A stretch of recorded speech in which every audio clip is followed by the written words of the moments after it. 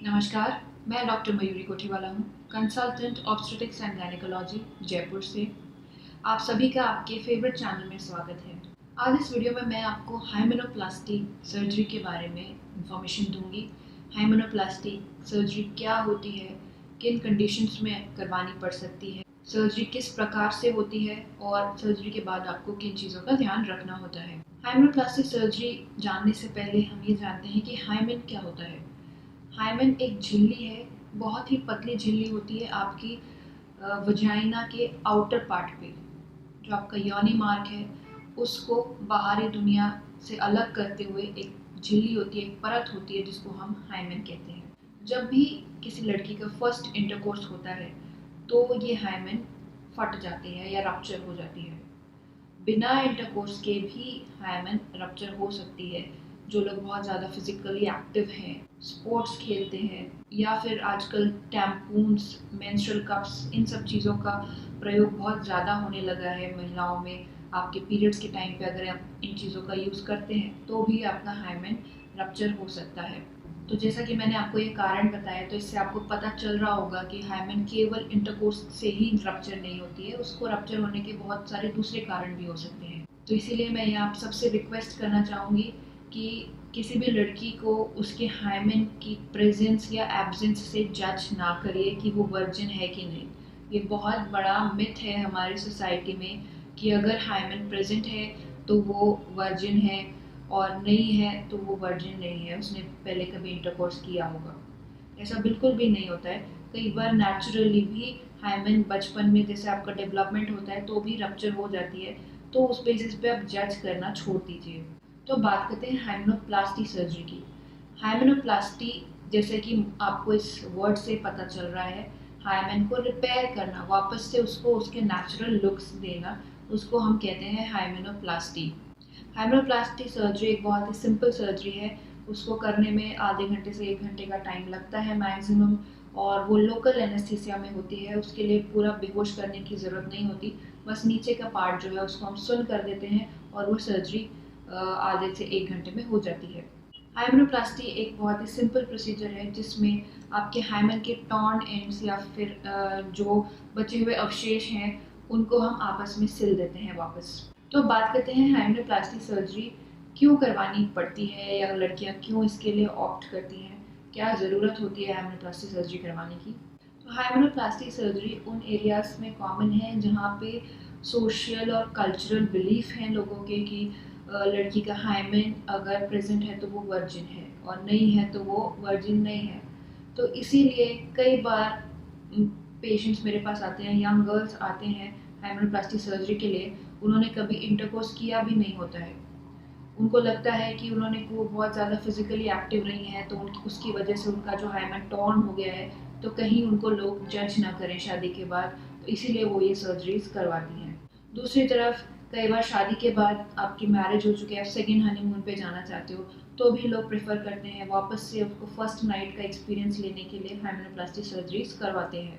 या फिर किसी की सेकेंड मैरिज है, पहले वाली शादी सक्सेसफुल नहीं रही है, अब दोबारा शादी कर रहे हैं, तो वो लोग हाइमेनोप्लास्टी सर्जरी के लिए ऑप्ट करते हैं। और आजकल जैसा कि मैंने कहा, लड़कियां टैम्पून्स और मेंस्ट्रुअल कप्स का भी यूज़ करती हैं जो अनमैरिड गर्ल्स हैं, क्योंकि ये सब चीज़ें बहुत ही कंफर्टेबल है। पैड्स से उनको काफ़ी ज़्यादा प्रॉब्लम होती है, रैशेज होते हैं, तो ये लोग टैम्पून्स और कप्स पे स्विच ओवर कर लेते हैं। इसकी वजह से उनका हाइमेन टॉर्न हो जाता है।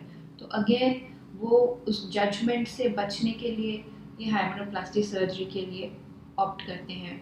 तो बात करते हैं हाइमेनोप्लास्टी सर्जरी से पहले और उसके बाद में आपको क्या क्या ध्यान रखना है। हाइमेनोप्लास्टी सर्जरी से पहले कोई खास सावधानियां या ध्यान रखने की ज़रूरत नहीं होती। जब भी आप डेट डिसाइड करते हो, आपका आपका डेट एटलीस्ट, अगर आप शादी के पर्पज़ से करवा रहे हो तो कोशिश करिए कि आप 3 मंथ्स पहले इसको करवा लें, क्योंकि कंप्लीट हीलिंग के लिए 3 महीने का टाइम लगता है। उससे कम बहुत बार होता है कि टाइम नहीं होता या अवेयरनेस नहीं होती, उनको बाद में पता चलता है कि ऐसी भी सर्जरी अवेलेबल है, तो लोग आते हैं करवाने के लिए। तो ऐसा नहीं है कि उस टाइम पे नहीं हो सकती, लेकिन जो हीलिंग है, जो प्रॉपर 100% आप चाहते हो कि बिल्कुल सब कुछ नॉर्मल दिखे, तो वो 3 महीने पहले ही हम लोग प्रेफर करते हैं।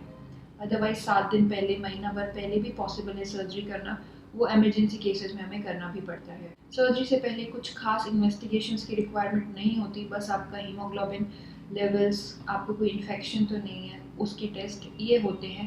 अदरवाइज़ कोई मेजर टेस्ट नहीं होते, क्योंकि ये लोकल एनेस्थीसिया में होती है सर्जरी। कुछ आपकी अगर टैबलेट्स चल रही हैं तो वो आपको पहले से डॉक्टर को इन्फॉर्म करना होता है। हाइड्रोप्लास्टी सर्जरी में जैसा कि मैंने कहा आधे घंटे से 1 घंटे का टाइम लगता है।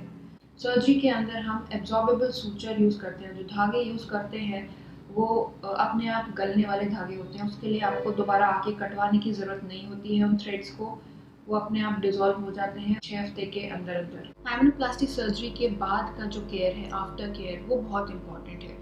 सर्जरी करवा के आप इमीडिएटली घर जा सकते हैं। हम आपको हॉस्पिटल में रोक के नहीं रखते हैं।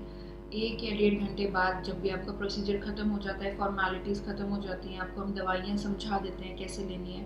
5 डेज़ के लिए आपको एंटीबायोटिक देते हैं, पेन किलर देते हैं, उसके बाद इमीडिएटली आप घर जा सकते हैं। लेकिन शुरू के 2 से 3 दिन बहुत इम्पॉर्टेंट है। उसमें आपको जितना हो सके रेस्ट करना है। आपको नहाना भी हम लोग मना करते हैं, क्योंकि टाँके गीले ना करें।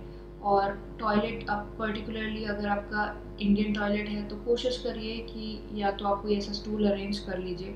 नीचे बैठने से कई बार टाँकों पे ज़ोर पड़ता है, कब्जी नहीं होने देनी है। शुरू के 3 दिन जैसा कि मैंने कहा, आपको सिर्फ अपने काम करने हैं। आपको कोई बहुत ज़्यादा मार्केट में या ट्रैवल, शॉपिंग या अपना जॉब पे नहीं जाना है। 3 दिन का आपको रेस्ट चाहिए होता है। उसके बाद 3rd डे के बाद आप अपना नॉर्मल रूटीन फॉलो कर सकते हैं। बस ध्यान ये रखना है कि आपको पैर अपने स्ट्रेच नहीं करने। दोनों पैर स्ट्रेचिंग एक्सरसाइजेज हो गई या फिर ब्रिस्क वॉकिंग हो गई, या स्कूटी पे बहुत बार क्वेश्चन होता है स्कूटी चला सकते हैं कि नहीं, बिल्कुल भी नहीं चलाना है आपको। आप 4 व्हीलर ड्राइव कर सकते हैं या फिर स्कूटर के पीछे बैठ के जा सकते हैं, जहाँ पे दोनों पैर आपके आसपास रहते हैं। पैरों को दूर करने वाला कोई काम नहीं करना है। क्लोथिंग में भी आपको ध्यान रखना है कि आपको लूज फिटिंग क्लोथ्स पहनने हैं, बहुत ज़्यादा टाइट क्लोथ्स, टाइट अंडरगारमेंट्स नहीं पहनने हैं। और सर्जरी के बाद अगर आपको इमिडिएटली 10 से 15 दिन में पीरियड्स आने वाले हैं तो अपने पैड्स को टाइमली चेंज करिए। कुछ भी आपको अंदर इंसर्ट नहीं करना है। अगर आप टैम्पून्स या मेंस्ट्रुअल कप्स यूज़ कर रहे थे पहले, तो वो आपको अभी यूज़ नहीं करनी है। पैड्स को भी आपको लूजली फिट करना है, बहुत ज़्यादा अपने बॉडी से चिपका के नहीं रखना है उनको, क्योंकि उनमें इन्फेक्शन होने का रिस्क रहता है। और टाँकों में अगर इन्फेक्शन हो गया तो सर्जरी कॉम्प्लिकेट हो सकती है। अदरवाइज ये सर्जरी एकदम सिंपल है, इसमें कोई कॉम्प्लिकेशंस नहीं होती हैं। तो धीरे धीरे करके आपके सारे रेस्ट्रिक्शंस हटते जाते हैं जैसे जैसे आपका टाइम होता जाता है। 6ठे हफ्ते तक आप मैक्सिमम एक्टिविटीज़ करने के लिए अलाउड होते हैं, और तीसरे महीने के बाद आप एक्सरसाइजेस और हैवी वेट एक्सरसाइजेस हो गए, रनिंग, जंपिंग, ये सब आप कर सकते हैं। बट शुरू के कुछ दिनों तक बहुत सावधानी आपको रखनी होती है। तो फ्रेंड्स, ये मेरा छोटा सा वीडियो था हाइड्रोप्लास्टी के ऊपर। और अगर आपको ये वीडियो पसंद आया तो प्लीज़ लाइक, शेयर और सब्सक्राइब ज़रूर करिएगा। Thank you.